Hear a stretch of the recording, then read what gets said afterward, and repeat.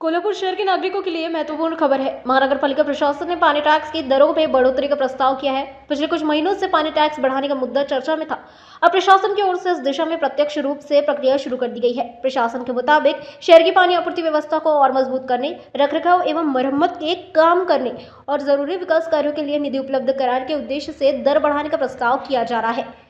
हालांकि पानी टैक्स बढ़ने का इसका सीधा असर आम नागरिकों के मासिक घरेलू बजट पर पड़ने की संभावना है। वहीं महापौर रूपा रानी निकम ने शहर के विकास और पानी आपूर्ति व्यवस्था में सुधार के लिए प्रस्तावित दर वृद्धि का सकारात्मक रुख अपनाया। अब कोल्हापुर वासियों पर पानी टैक्स का कितना अतिरिक्त बोझ पड़ेगा, इस पर नागरिकों की नजर है।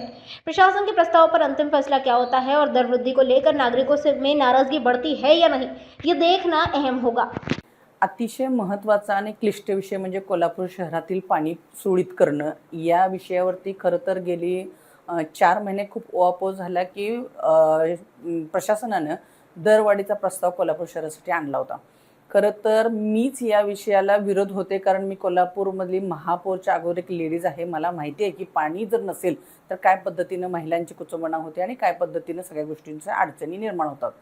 त्या दृष्टिकोनातून आम्ही पहिल्यांदा कोल्हापूरवासियांना सुरळीत पाणी देऊ आणि मग दरवाढ करू याच्यावरती मी ठाम होते आणि म्हणून आम्ही वाढ केली नव्हती।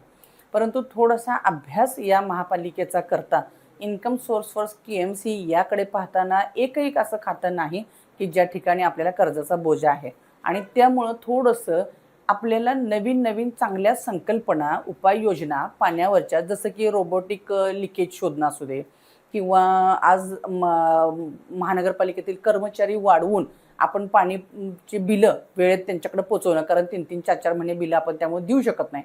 खूप तुटवडा अगदी बाकी सगळ्या गोष्टींचा आहे। मग लिकेजेस खूप मोठ्या प्रमाणामध्ये आहेत। या सगळ्यासाठी आपल्याला निधीची गरज आहे, त्याशिवाय आपण चांगलं काम करू शकत नाही आणि म्हणून थोडीशी पाण्याची दरवाढ करणं गरजेचं आहे। याला मी सुद्धा सहमत आहे, परंतु विश्वास देऊ इच्छिते कोल्हापूरवासियांना की खूप काही असा बोजा त्यांच्यावरची पडणार नाही। ग्रामीणचा जो दर आहे तो आता आपल्या शहराचा आहे, त्याला थोडीफार फक्त आपण दरवाढ त्याच्यामध्ये करत आहोत आणि मी एक या अनुषंगाने ग्वाही देऊ इच्छिते की नक्की यामुळे आपल्याला जो इन्कम सोर्स महापालिकेला होणार आहे त्याचा उपयोग आपण या सगळ्या त्रुटी दूर करण्यासाठी करून आपण कोल्हापूरला येणाऱ्या वर्षभरामध्येच लोकांचा हा पाणी प्रश्न अतिशय चांगल्या पद्धतीनं आदरणीय भारूड साहेब आणि प्रशासन यांच्या मदतीने नक्कीच आपण सॉल्व्ह करू। दरासंदर्भात थोडंसं वरिष्ठांशी सुद्धा बोलणं झालेलं आहे, त्यामुळे थोडासा फक्त दरवाढ होईल, जास्ती काय होणार नाही आणि उद्याच्या GB मध्ये तोही फायनल निर्णय घेतला जाईल।